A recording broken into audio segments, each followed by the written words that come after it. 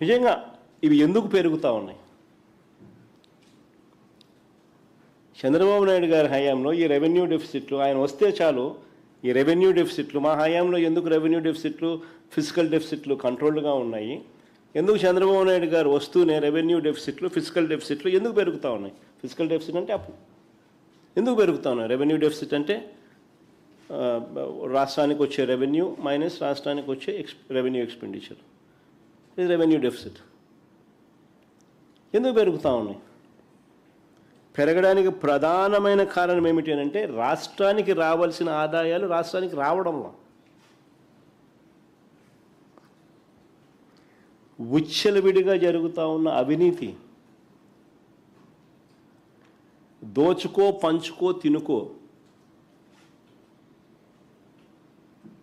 అందరూ జాయింట్గా రాష్ట్రాన్ని దోచుకుంటూ ఉన్నారు కాబట్టి రాష్ట్రానికి సంబంధించిన ఆదాయాలు పెరగడంలా, రాష్ట్రానికి సంబంధించిన వనరులు రావడంలా.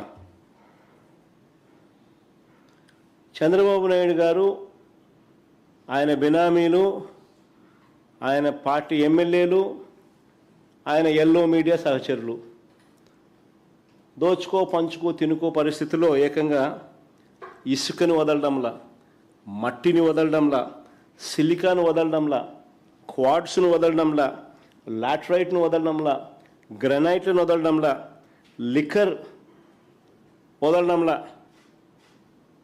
లిక్కర్ మాఫియా నడుస్తూ ఉంది, భూమును వదలడంలా, అధిక రేట్లకు పీపీఏలు,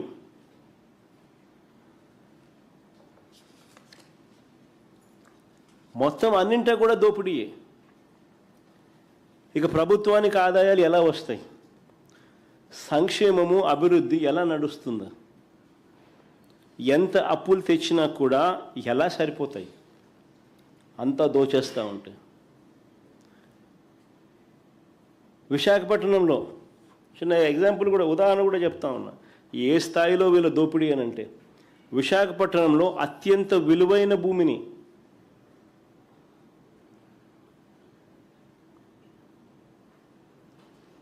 $54 ఎకరాలు 5,000 కోట్లు విలువ చేసే భూమి ఏకంగా చంద్రబాబు నాయుడు గారు ఏకంగా దగ్గరుండి ఆయన సమీప బంధువుకు కట్టబెట్టే కార్యక్రమం చేస్తే రాష్ట్రానికి ఆదాయాలు ఎలా వస్తాయి?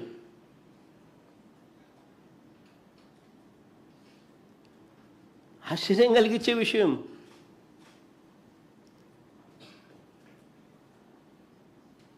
రియల్ ఎస్టేట్ కంపెనీలకు, చెనిక్కాయలకు, బెల్లానికి అతి తక్కువ రేటుకు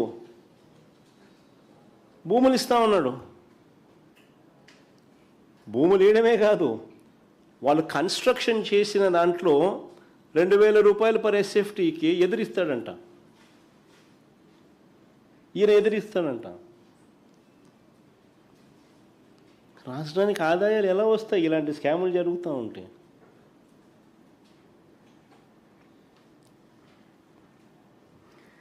చంద్రబాబు గారి ప్రభుత్వ ఆర్థిక పనితీరు అధ్వానంగా ఉందని చెప్పడానికి ఇంకొక అంశం కూడా చెప్తాను.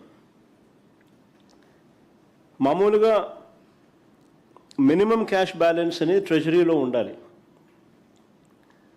ఆ మినిమం క్యాష్ బ్యాలెన్స్ అనేది ట్రెజరీలో లేకపోతే, కన్సాలిడేటెడ్ ఫండ్లో కన్నా లేకపోతే వెంటనే ఇట్ విల్ ట్రిగర్ ఎస్డిఎఫ్ అంటే స్పెషల్ డ్రాయింగ్ ఫెసిలిటీ. అంటే ఇవన్నీ కూడా రకరకాల వడ్డీలతో కూడిన ఇన్స్ట్రుమెంట్స్. రాష్ట్ర ప్రభుత్వ ఖజానాలో డబ్బులు ఎప్పుడైతే లేకుండా పోతాయో అప్పుడు ఇమీడియట్గా ఫస్ట్ ట్రిగర్ వడ్డీతో కూడిన స్పెషల్ డ్రాయింగ్ ఫెసిలిటీ, ఎస్డిఎఫ్ అంటారు, అది ట్రిగర్ అవుతుంది. ఈ అమౌంట్ కూడా దాటిపోతే వడ్డీతో కూడిన డబ్ల్యూఎంఏ అంటే వేస్ అండ్ మీన్స్ అకౌంట్, అది ట్రిగర్ అవుతుంది. అది కూడా దాటిపోతే ఓడీలోకి వెళ్ళిపోతాం, ఓవర్ డ్రాఫ్ట్ ఫెసిలిటీ. ఇవన్నీ కూడా వడ్డీతో కూడిన ఇన్స్ట్రుమెంట్స్. ట్రెజరీలో మినిమం బ్యాలెన్స్లు లేకపోతే రాష్ట్ర ప్రభుత్వానికి సంబంధించి